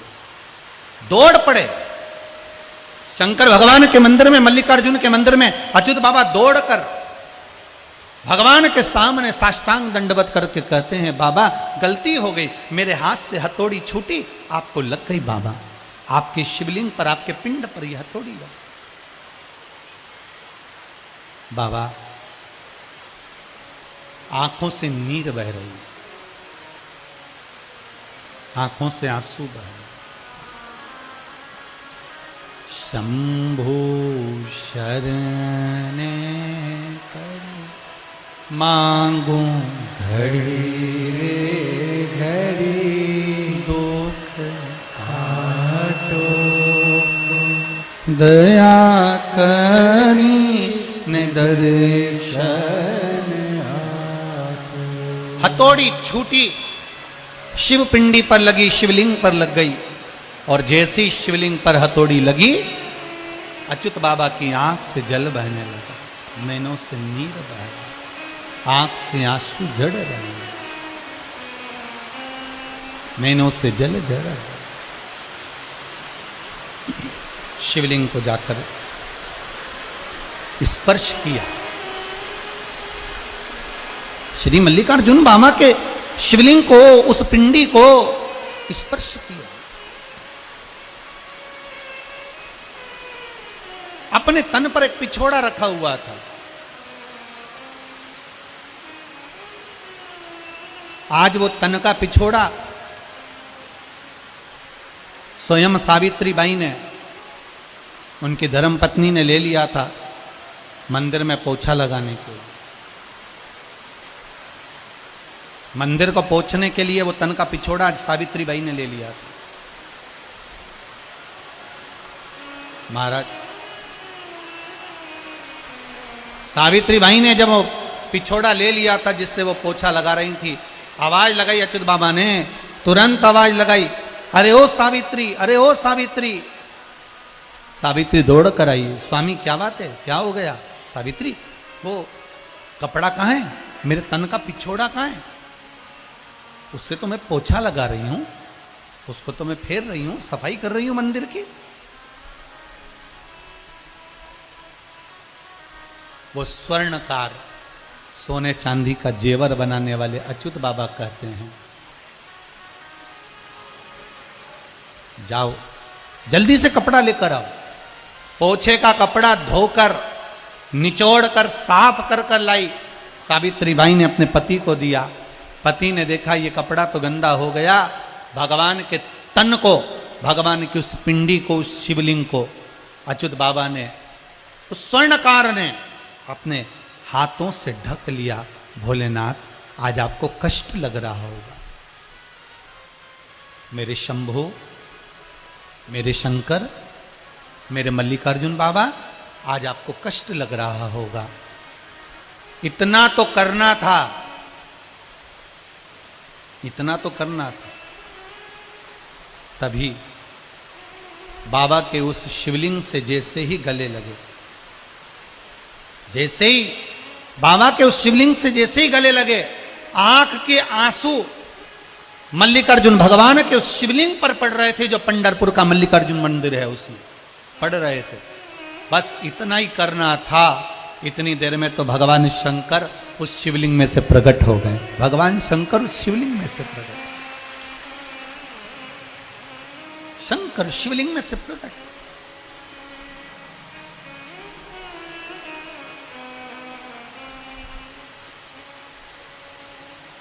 जो देखा बाबा भोलेनाथ जी को, जो देखा मेरे शंकर को, वो स्वर्णकार, वो सोनी, वो स्वर्णकार। अच्युत बाबा की आंख से आंसू बह रहे हैं, आप कौन हो? शिवजी कहते हैं मुझे नहीं पहचान रहा? प्रभु आपको तो मेरे हाथ की हथौड़ी छूट कर लग गई है, आपको चोट आई होगी ना, आपको चोट आई होगी। शंकर भगवान कहते हैं अरे ओ स्वर्णकार सुन, हथौड़ी छूट कर मुझे लगी, पर उससे ज्यादा दुख तो तुझे हो गया। बहुत सुंदर प्रसंग है, ध्यान देना। अगर किसी को कष्ट दिया है, किसी को कष्ट दिया और कष्ट देने के बाद आपका प्रायश्चित प्रबल है,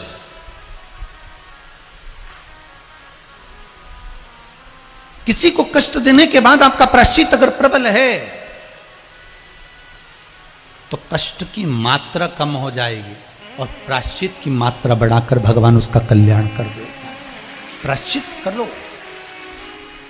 अगर किसी को अपशब्द कह दिया, किसी को ताने दे दिए, किसी को अपशब्द कह दिया, किसी को ताने दे दिए हैं, किसी को गाली दे दी है, किसी के लिए आड़ा टेढ़ा बोल दिया, थोड़ा प्रेशर बढ़ाइए बाबू। किसी को आड़ा टेढ़ा बोल दिया है, किसी को अपशब्द कह दिया, किसी को ताने दे दिए हैं, तो उसका प्रायश्चित करो।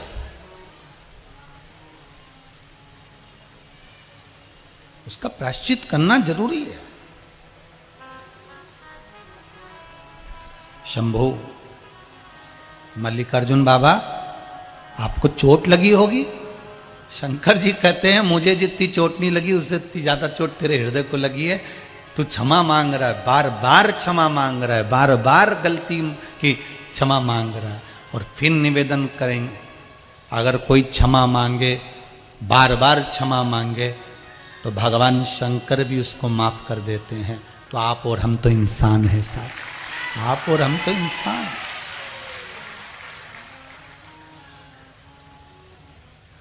संभलने का मौका दीजिए, संवरने का मौका दीजिए।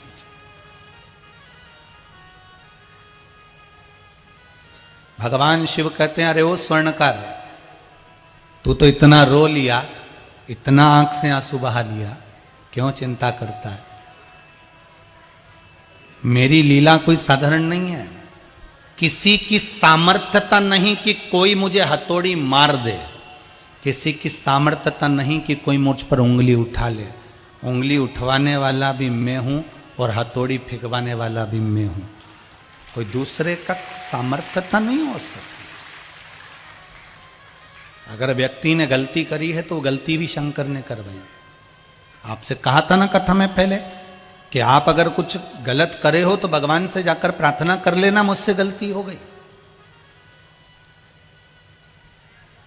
कई लोग कहते हैं कि हमने उनसे पूछा था तो उन्होंने कहा था हमको पितृ दोष है, कोई से पूछा तो काल सर्प दोष है, किसी से पूछा तो वास्तु दोष है। शिव महापुराण की कथा कहती है सारे दोष तो हम देखते हैं, पर अपने कर्मों का भी तो दोष देखो कि पूर्व में जो हम कर कर आए हैं उसको भी तो अभी भुगतना पड़ेगा, उसको भी तो अभी भोगना है। कर्म का भोग शंकर की सेवा से, राम नाम, कृष्ण नाम, शिव नाम, हनुमान भगवान का भजन से हमारे कर्म का भोग काटने का समय कम हो जाता है। कर्म के भोग काटने का समय। आपको भजन में मन लगाना है। जब दुख की घड़ी आए ना, जब तकलीफ आए, जब कष्ट आए, केवल जब ही नहीं, हमारे को अगर सुख भी है ना तो भी हमको भगवान का भजन करना है, तो भी हमको भगवान का भजन करना। सुनो ए अच्युत बाबा, तुम्हारी धर्म पत्नी सावित्री के गर्भ से श्री रामचंद्र भगवान के परम सखा सेवक जामंत भगवान का एक जन्म होगा, तुम्हारे पत्नी के गर्भ से वो जामवंत एक संत के रूप में जन्म लेगा, और एक ऐसा संत सावित्री के गर्भ से जन्म लेगा जो पूरे विश्व में, पूरे भारत की भूमि पर, पूरे विश्व में शंकर का परम उपासक होगा। मेरा ये आशीर्वाद तुमको मिलेगा, मेरा ये आशीर्वाद आप करो। कर सेवा तू लगन लगा कर, मन में सच्चा भाव जगा कर, तेरी दुख की घड़ी भी टल जाएगी,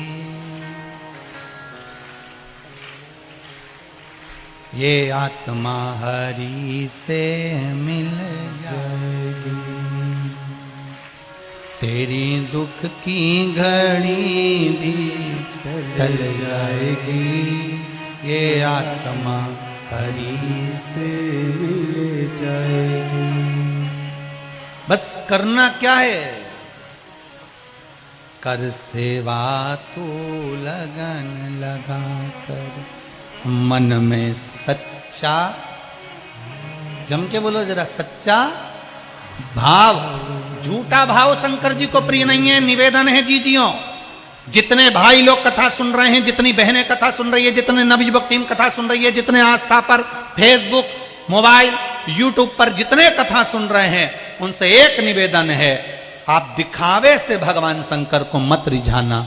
इन पर्चों में जो जो अभी तो इतने पढ़े नहीं है, जिन जिन ने लिखा है उन्होंने दिखावे से नहीं, केवल टीवी पर, मोबाइल पर, कथा पर विश्वास कर कर शंकर को रिझाया और शिव मिल गया। शिव मिल गया, उसके मिलने में देरी नहीं है। वो तो तैयार बैठा हुआ है कि तुम मुझे पुकारो और मैं आ जाऊंगा, तुम बुलाओ तो। कौन कहता है भगवान आते नहीं? तुम द्रौपदी की तरह बुलाते नहीं। कौन कहता है भगवान खाते नहीं? तुम शबरी की तरह खिलाते नहीं। क्यों ना मिले? वो मिल जाता, सम्मुख आ जाता, आपके सामने पहुंच जाता। तुम्हारी पत्नी सावित्री के गर्भ से एक बेटा जन्म लेगा, और एक बेटा जो जन्म लेगा वो जग कल्याण करेगा। और आशीर्वाद दे दिया कि तुम्हारे गर्भ में जो संतान आएगी वो साधारण नहीं है सावित्री।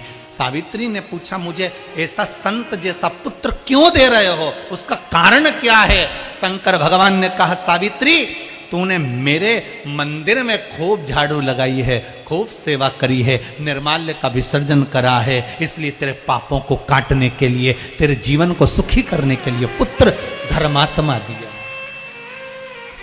ये जितने संबंध होते हैं हमारे, पति पत्नी, पड़ोसी, बेटा बहू, बेटी जमाई, देवर देवरानी, जेठ जेठानी, सास ससुर, ननंद नंदोई, और मामा मामी, फूफा फूफी, काका काकी, ये जितने भी हैं ना तुम्हारे रिश्तेदार, ये तुम्हारे आज के नहीं है, ये तुम्हारे पूर्व में जो कर्म हम कर कर आए हैं, ये सब वो नोचने वाले चोटे इकट्ठे हुए, ये आज के नहीं है।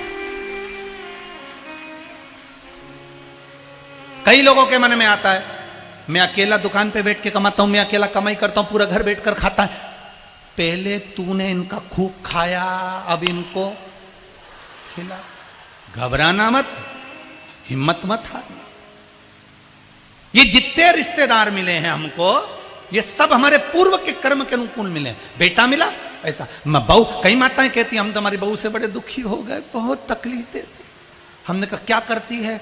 खूब सुबह से शाम तक गाली देती है। हमने कहा चिंता मत कर, पूर्व समय में तेरी पड़ोसन से झगड़ा होता था, वही जगदम्बा तेरे घर में आ गई है, काहे को टेंशन लेके बैठी?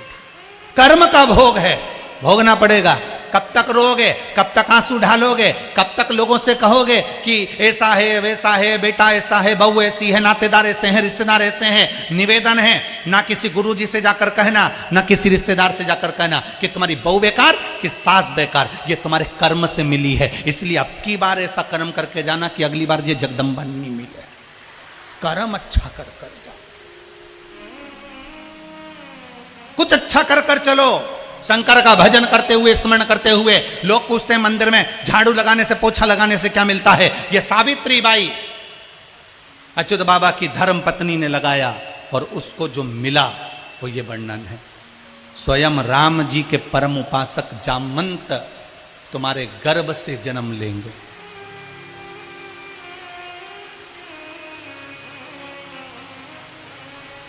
कहा, सावित्री बाई ने कहा वो तो रीछ था, वो तो भालू था, उसके जैसा पुत्र होगा तो लोग हंसेंगे नहीं। शंकर भगवान कहते हैं वो उस जन्म की बात थी। आज के समय में तो तुम्हारे गर्भ से जो पुत्र जन्म लेगा ना, वो साधारण नहीं होगा, साधारण नहीं है वो जो पुत्र तुम्हारे गर्भ से जन्म लेगा, तुम्हारे भजन की भी तो सुंदरता उसमें मिलेगी, भजन की सुंदरता भी तो उसमें मिलेगी।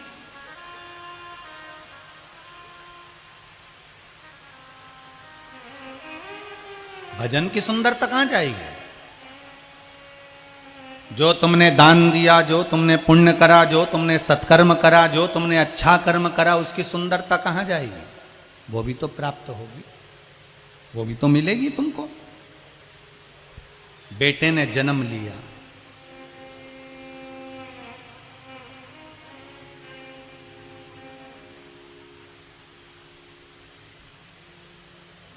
श्रावण के महीने में 9वीं तिथि के दिन बेटे का जन्म हुआ। जब बेटे का जन्म हुआ, जन्म लेने के बाद बड़ी प्रसन्नता रही। कुछ दिन निकले, मल्लिकार्जुन भगवान का जय घोष किया, मन में विचार करा बेटे का नाम रखना है, बेटे का नाम रखना है।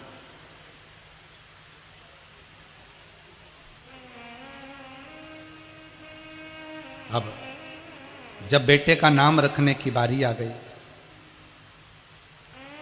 बेटे का नाम क्या रखा जाए?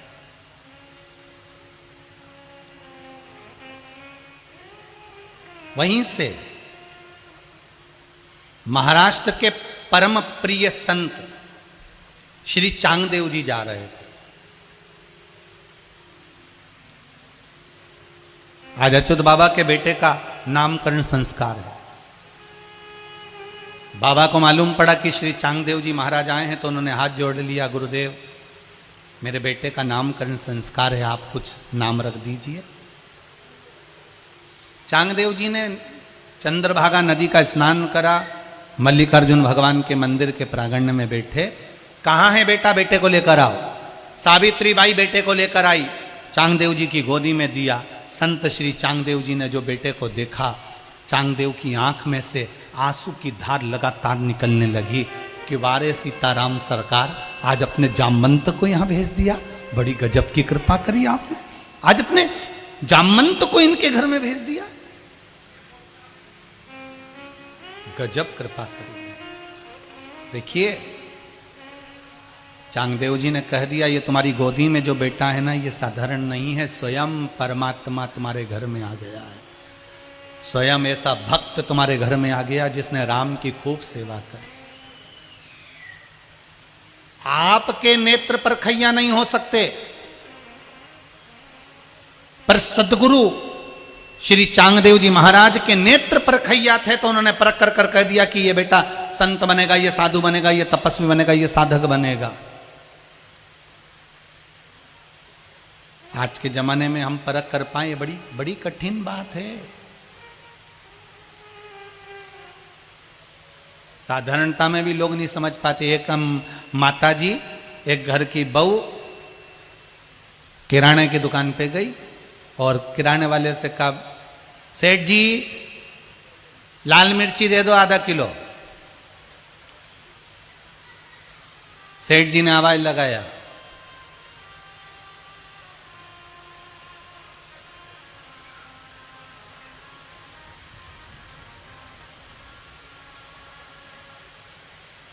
हरी मिर्च ला आधा किलो।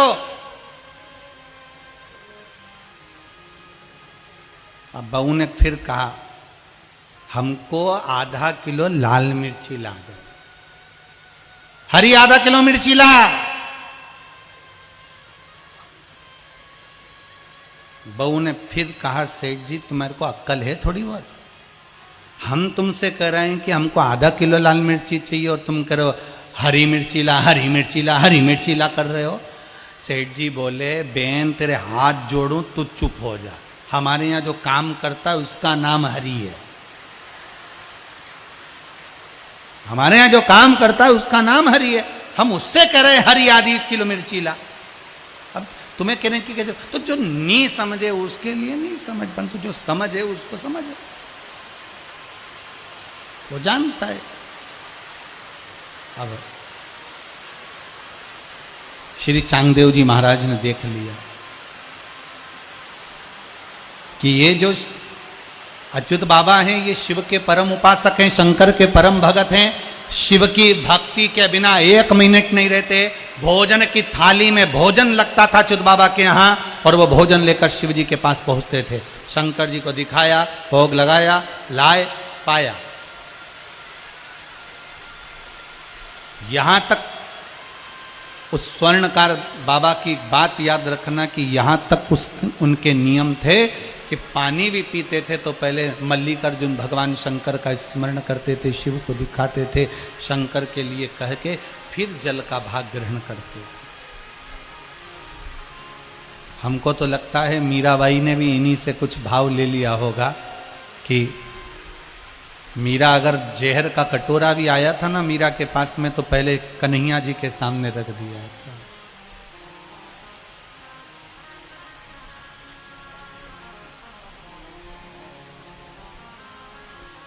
भगवान कृष्ण के सामने। और जब जब मीराबाई पुकारती थी भगवान को भाव से पुकारती थी, जब जब पुकारती थी।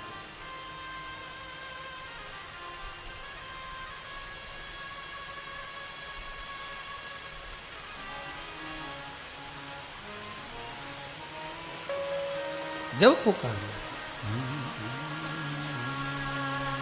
आजा मन मोहन मीरा में वतड़ी बोलावे, आजा मन मोहन मीरा में वतड़ी बोलावे, आजा मन मोहन मीरा में वतड़ी बोलावे, आजा मन मोहन मीरा में वतड़ी बोलावे, में वतड़ी बोलावे थाने दासी बोलावे रे, में वतड़ी बोलावे थाने दासी बोलावे रे, आजा मन मोहन मेरा में वतड़ी बोलावे, आजा मन मोहन मेरा में वतड़ी बोलावे।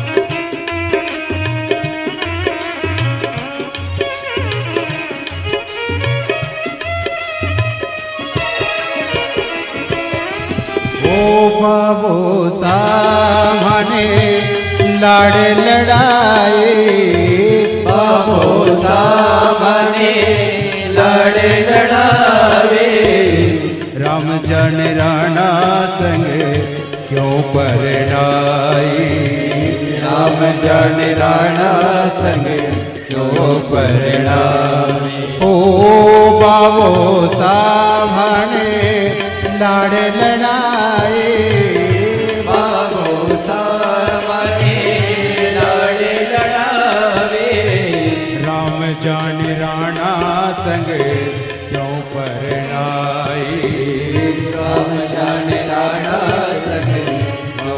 वर्णावे। ओ दुनिया की प्रीत माने रास को आवे रे, दुनिया की प्रीत माने रास को आवे रे।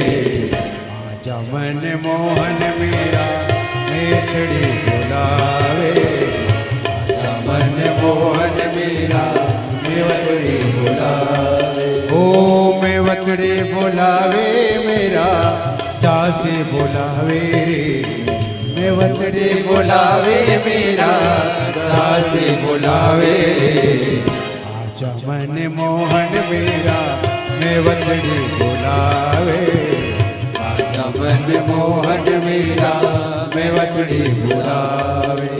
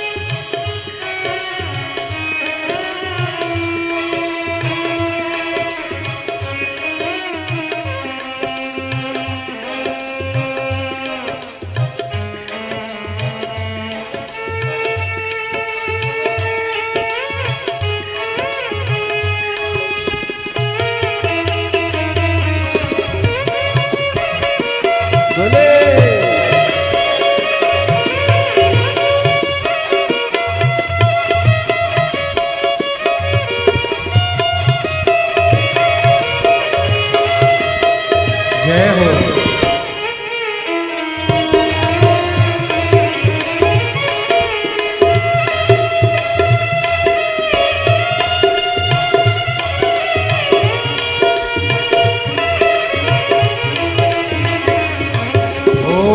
पत्थर को काए पूजे बोल्यायो राणा जी, पत्थर को काए पूजे बोल्यायो राणा जी। ठाकुर ने जिमाओ जद प्रीत साची जाना जी, ठाकुर ने जिमाओ जद प्रीत साची जाना जी। ओ झूठे कपट ने कुल को दाग लगावे हो, झूठे कपट ने कुल को दाग लगावे। आजा मन मोहन मेरा मेवतड़ी बुलावे, आजा मन मोहन मेरा मेवतड़ी बुलावे। ओ मेवतड़ी बुलावे तारे दासी समझावे रे, मेवतड़ी बुलावे तारे दासी समझावे रे।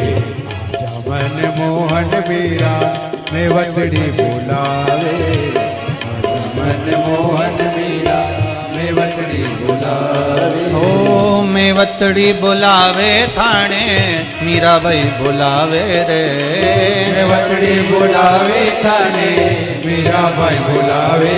ओ मेवतड़ी बुलावे थाने मीरा भाई बुलावे रे, मेवतड़ी बुलावे थाने मीरा भाई बुलावे। आजा मन मोहन मीरा मेवतड़ी बुलावे, आजा मन मोहन मीरा मेवतड़ी बुलावे। आजा मन मोहन मीरा मेवतड़ी बुलावे, आजा मन मोहन मीरा मेवतड़ी बुलावे। हर हर शिव की कथा कर रही है कि यहाँ तुम्हारे गर्भ से जिस बच्चे ने जन्म लिया है सावित्री, यह कोई बालक साधारण नहीं है। इस बालक का नाम नरहरि रहे। क्या नाम पड़ गया? नरहरि। इस बालक का नाम रहे। बालक नरहरि अपने आनंद के साथ में निवास करते, खेलते। नरहरि ने अपने पिता अच्युत बाबा से जो सीखा था, मल्लिकार्जुन की सेवा करना, अर्चना करना, पूजन करना, आराधना करना, उन पर विश्वास प्रबल रखा। आप सबसे भी निवेदन है, कथा तो आप सुन रहे हो पर विश्वास रखकर सुनना सा, भरोसा।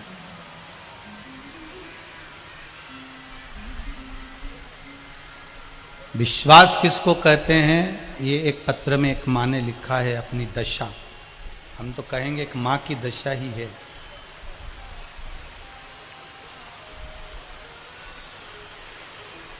गुरुजी श्वेता दिनेश गुप्ता जिनने ये पत्र लिखा, कहाँ बैठी हैं, कहीं बैठी हो तो हाथ उठाइएगा। श्वेता दिनेश गुप्ता, इन्होंने पत्र में लिखा है, गुरुदेव मेरे बेटे को एक बीमारी है, नेफ्रोटिक सिंड्रोम, जिसके अंतर्गत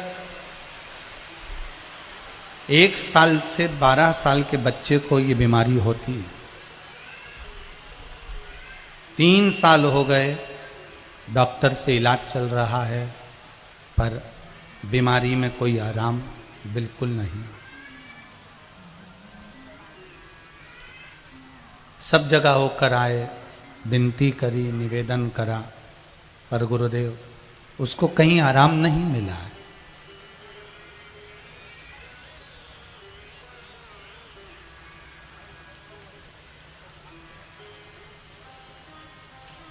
ऐसी कोई जगह नहीं जहां नहीं गए। इस पत्र में लिखा है, कथा के माध्यम से सुना था तो हम सीहोर भी गए थे, महाकाल भी गए थे, श्याम जी भी गए थे, खाटू श्याम भी होकर आए, यहाँ भी होकर आए, सभी जगह होकर आए। बाद में हम लोग ओमकारेश्वर भी गए।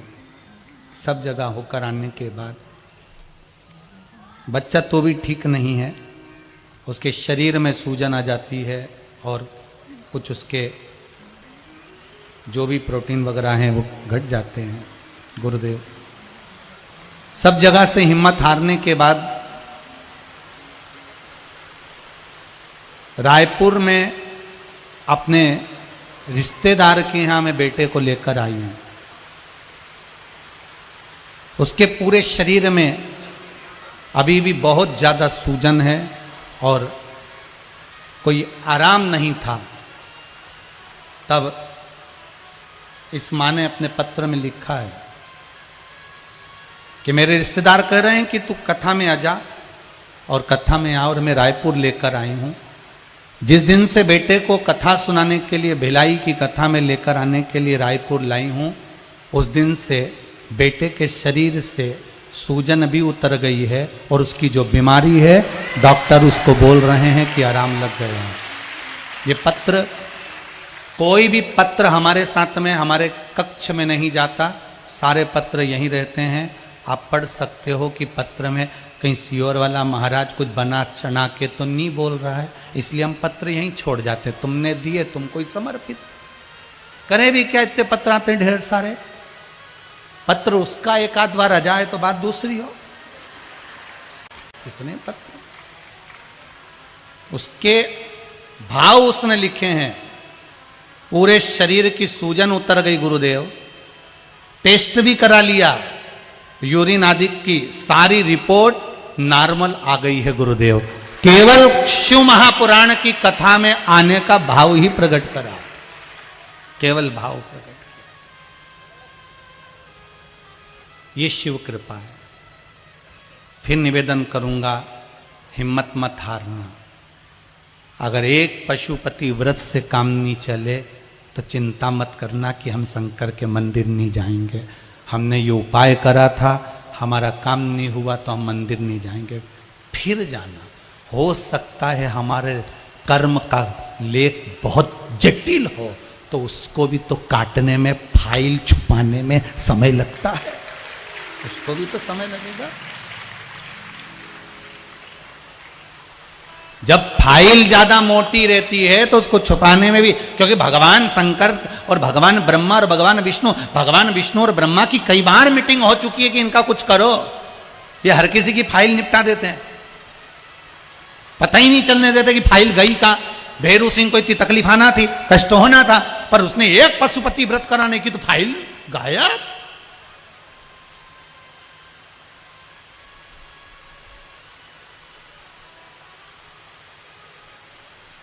बहुत शिव की भक्ति करना भाई, राम कृष्ण शिव जिसकी मर्जी पड़े भक्ति करो, अविरल करो। इसका नाम नरहरि होगा। ये भगवान का भजन करेगा। बेटा बड़ा हो गया, पिताजी के काम में लग गया, पिताजी के काम में लग गया। एक दिन पिताजी के काम करते करते करते करते मालूम पड़ा कि पास के गांव में एक नगर में सुंदर एक स्वर्णकार जी सोलापुर के पास में रहते हैं। उनकी एक बड़ी सुंदर कन्या है गंगा भाई, उसी के साथ इनका विवाह कर दिया। विवाह करा, कुछ महीने निकले थे और माता और पिता नरहरि जी के शांत हो गए, अकेले रह गए, अपनी धर्मपत्नी और स्वयं। अब जैसे इनके पिता थे वैसे ही ये भी कभी पंडरीनाथ भगवान के मंदिर में नहीं गए, हरि विठ्ठल के मंदिर में नहीं गए। शंकर जी का भजन करना, मल्लिकार्जुन भगवान को जल चढ़ाना, पूजन करना, अर्चना करना, चंदन लगाना, बेलपत्र चढ़ाना, एक लोटा पानी ले जाके शिव जी को चढ़ाना और सुंदर सोने के आभूषण बनाना, क्योंकि स्वर्णकार थे। जैसा कर्म है वैसा करो, शर्म मत करो काम में कभी। सुंदर सुंदर आभूषण बनाते। अब इनके आभूषण इतने अच्छे बनते, इतने अच्छे बनते कि पूरे दुनिया में इनके आभूषण की चर्चा होने लगी, चर्चा होने लगी। तभी एक सोलापुर के पास एक सेठ रहते थे जिनका नाम था श्रीपति।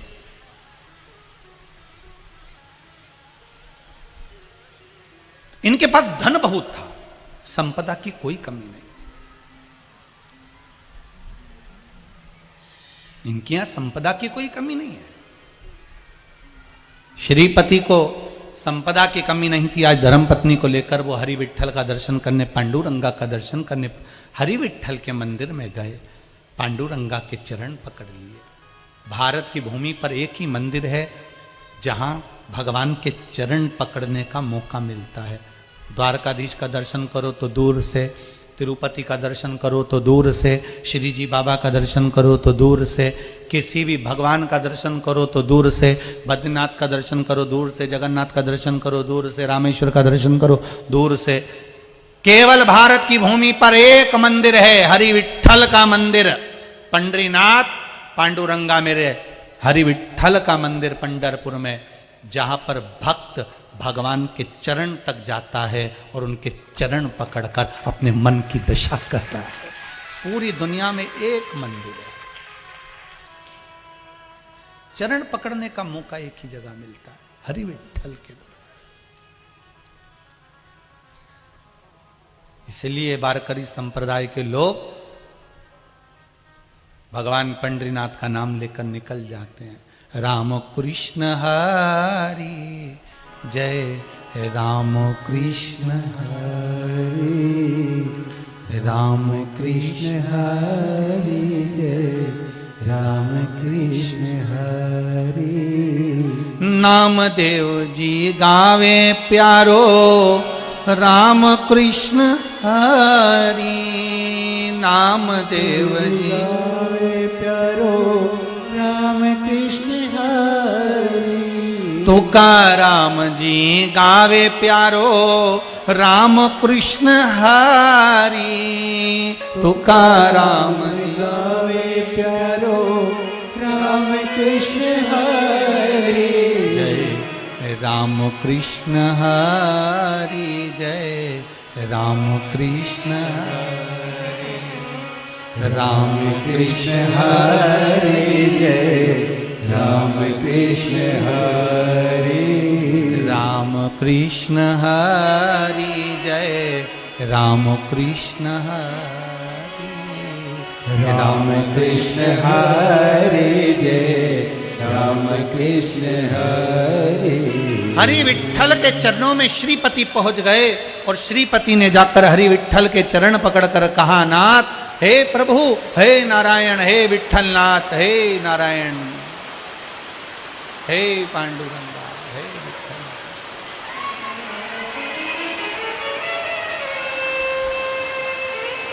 हे विठलनाथ, हे पांडुरंगा। मेरे पास धन तो बहुत है, संपदा भी बहुत है, सत्ता भी बहुत है, वैभव भी बहुत है, सब कुछ है मेरे पास में। श्रीपति कह रहे हैं बस मेरी धर्म पत्नी को संतान नहीं, मेरे यहां कोई औलाद नहीं, मेरे यहां कोई औलाद नहीं है, आप कृपा कर दो। और श्रीपति ने कहा सुनो पंडरीनाथ भगवान, हरि विठल प्रभु, अगर मेरे घर में संतान हो गई तो तुम्हारे कमर का सोने का पट्टा रतन जड़ित बनवाऊंगा, बस इतनी कृपा कर। अब भगवान को तो लीला करना था, जो सुनार आज तक मंदिर में नहीं आया उसी को बुलाना था, वो क्यों नहीं आया? अच्छा, भगवान भी बड़े बड़े विचित्र, भगवान ये अपने भक्त से चाहते हैं कि भक्त मेरे दरवाजे पर आता रहे। अच्छा, सुख देना भगवान को आता है, खूब सुख दे दे तुमको, खूब दे, गाड़ी ने, बंगला ने, जमीन ने, जायदाद सब भगवान दे दें, पर बीच बीच में भगवान दुख भी थोड़ा थोड़ा दे देता है। उसका कारण है कि भगवान चाहता है कि बहुत दिन से नहीं आई मेरे से मिलने, तो भगवान ने कहा अभी रुक जा, मैं तेरे को एक पत्र लिख के भेजता हूँ। तो उनने दुख रूपी पत्र एक छोटा सा भेज दिया, और इतने में जिसके यहाँ दुख रूपी पत्र गया वो दौड़ते दौड़ते पहुंच गया। भोलेनाथ, भोलेनाथ जी ने पूछा क्या हुआ? भगवान बड़ा दुख आ गया, एक्सीडेंट हो गया, ये हो गया, वो हो गया। भगवान बोले बहुत दिन से नहीं आई थी ना, तेरी याद आ रही थी, इसलिए मैंने सोचा एक पत्र भेज दूं तेरे, इसलिए पत्र भेजा और तू दौड़ कर आया। पत्र गया और तू आया। प्रभु बस वही भाव सामने। नरहरि मंगल। अब नरहरि यहां से श्रीपति भगवान से कहकर गए सोने का पट्टा बनवाऊंगा, कमर की करधनी बनवाऊंगा, रतन जड़ित बनवाऊंगा, आप मेरे घर में संतान दे दो। और ये गया, 1 साल निकला और इसके घर में संतान हो गई।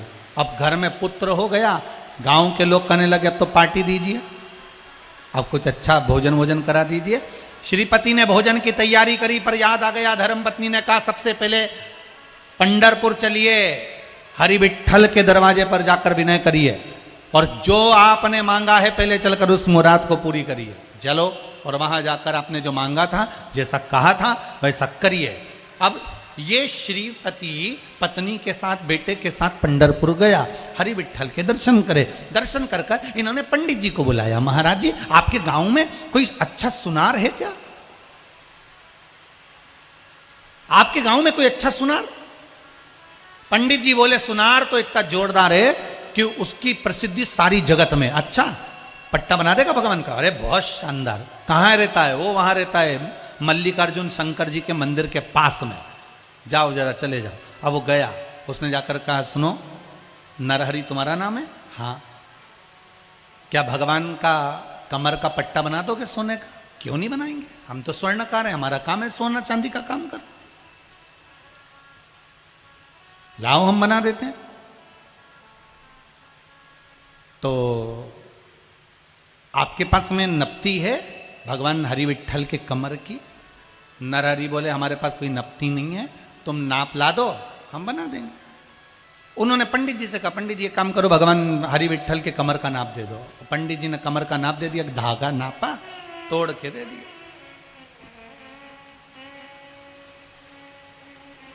अब इसको नरहरि को जो मिला स्वर्णकार को, ये कोई ब्राह्मण नहीं थे, इसीलिए हमारे यहाँ शास्त्र कहता है जात न पूछ